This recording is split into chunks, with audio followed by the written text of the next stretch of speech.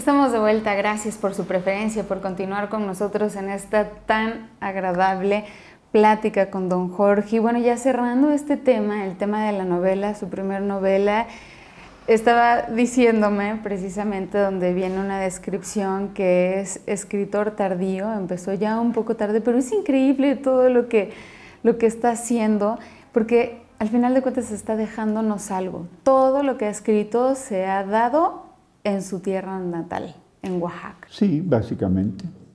Sí, básicamente, precisamente lo que me abrió la mente a la necesidad de escribir fue la maestría en literatura de la UABJO. Y a partir de esa edad, 60 y tantos años, la tercera edad, empecé a escribir. Por eso alguien me dijo que era yo un escritor tardío, porque hay escritores precoces que escriben desde jovencitos y dejan un cúmulo de títulos.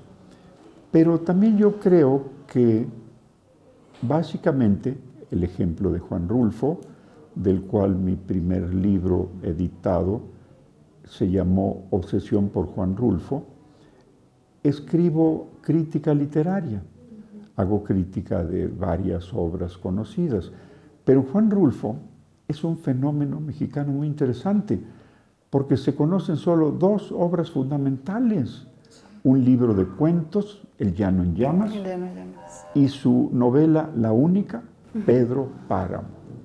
Y entonces son dos obras maestras. Él tenía ese don, esa calidad. Pareciera que fue un extraterrestre. ¿Cómo escribe? Hay que leerlo.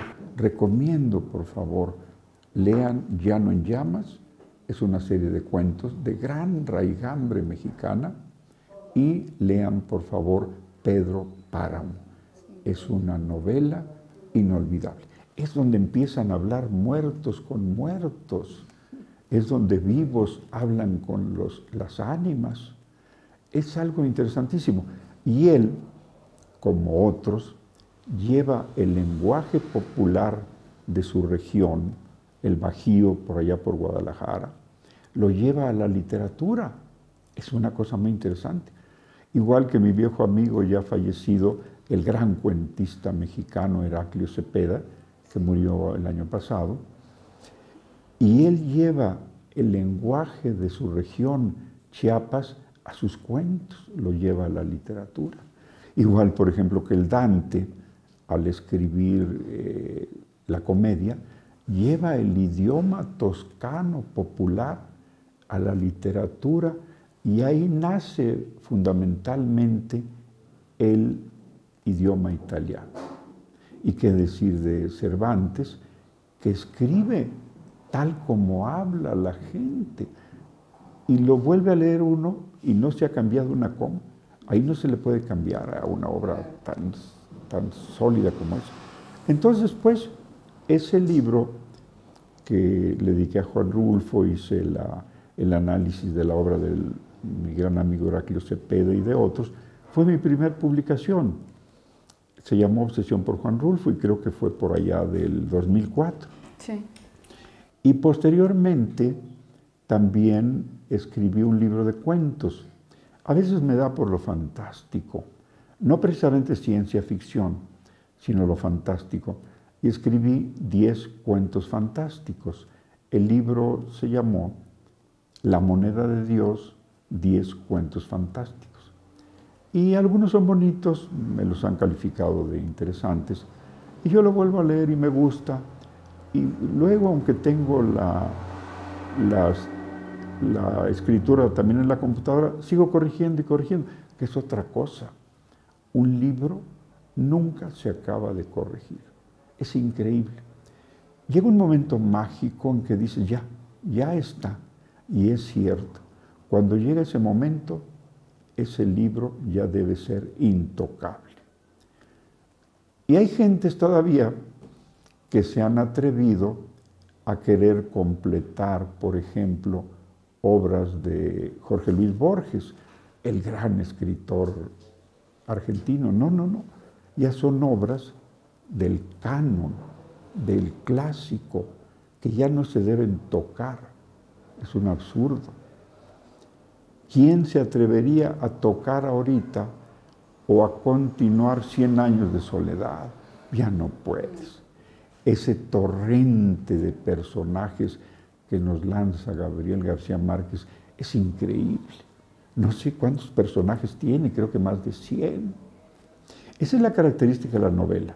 Es una obra larga, con muchos o varios personajes, se generan varios conflictos o nudos y varias soluciones. Claro. Y en cambio el cuento es una narración corta, de un solo problema y muy pocos personajes. Se recomienda un máximo de 4 personajes en el cuento. Y don Jorge además ya está escribiendo la siguiente novela. Cuéntenos un poquito de eso. Cuéntenos un poquito sobre esta novela. Bueno, es una novela sobre unos mellizos, unos gemelos. Sí. Al hablar aquí de Tomás y Jesús, y ahora al hablar en mi novela de mellizos, manifiesto mi tendencia a los mellizos, a los cuates. En mi familia hay gemelos mellizos y yo tuve un hermano mellizo que murió cuando yo nací, yo sobreviví. Y entonces me gusta el tema de los gemelos. Y estoy escribiendo una novela que de momento el primer título es Los gemelos, que habla de un hombre y una mujer que nacieron en un solo óvulo, al influjo de una alineación de planetas que se dio en el mundo y que se dio en Oaxaca, ya por el oriente, por el 76 o 77. Nacen estos niños y los brujos de la época descubren su nacimiento por los planetas y empiezan a rodear a la familia los brujos negros y los brujos blancos para tratar de tener influencia sobre ellos y ver cuáles son sus capacidades o sus dones. Y en el desarrollo de esta novela fantástica, viajan en el tiempo estos gemelos. La niña viaja al pasado y el niño viaja al futuro. Y ahí estoy jugando con esa idea del viaje en el tiempo, que es fascinante. Y todos podemos hacerlo, Alejandra, como hemos platicado.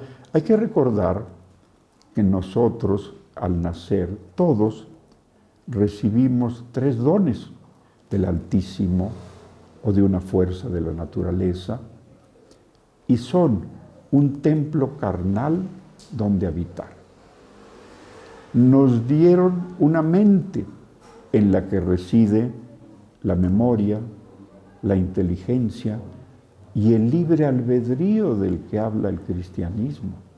Y como yo a veces dije en un ensayo, nos dieron también una enorme capacidad de amar. Entonces, cuando escribimos los hombres, las mujeres, la humanidad, y de acuerdo con la religión, que hemos sido creados a imagen y semejanza de Dios, cuando escribimos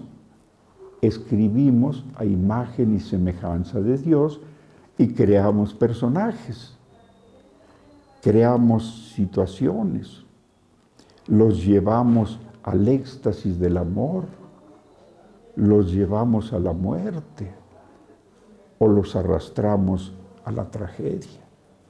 Entonces el hecho de escribir es liberarse y es ascender. Por eso hay que escribir. Pero primero hay que leer. Y leer, y leer, y volver a leer.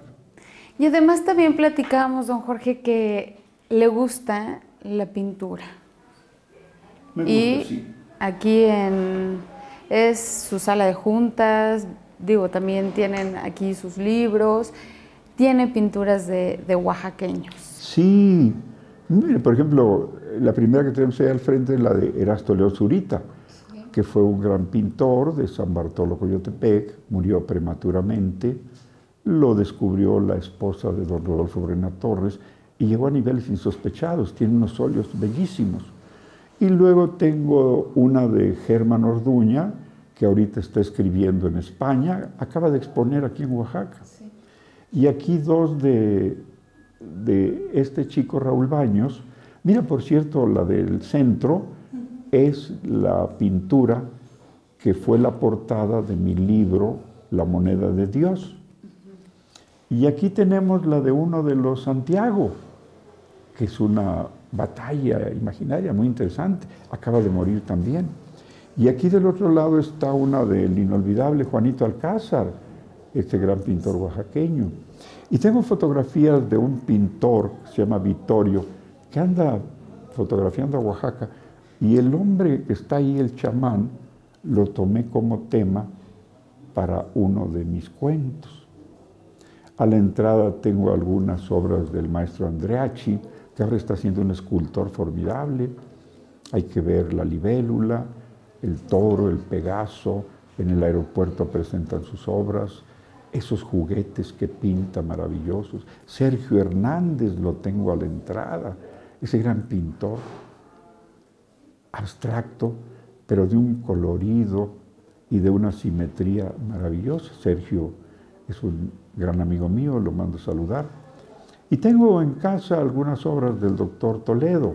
Hay que recordar que el pintor Francisco Toledo ya se le dio el título honoris causa de doctor. Yo le digo el doctor Toledo, y que es el máximo pintor de Oaxaca. Y yo por eso muchas veces le he escrito a él con gran respeto y gran admiración. Como decía James Joyce, él manifiesta que es lector de este escritor de Dublín, que decía, bueno, pues si lo único que yo sé hacer es escribir, y se decía a sí mismo James Joyce, pues escriba, maldita sea. Entonces yo así le digo al doctor Toledo, pinte, maldita sea. Por favor, agote su talento, porque es un esplendor su pintura. Entonces sí soy aficionado a la pintura.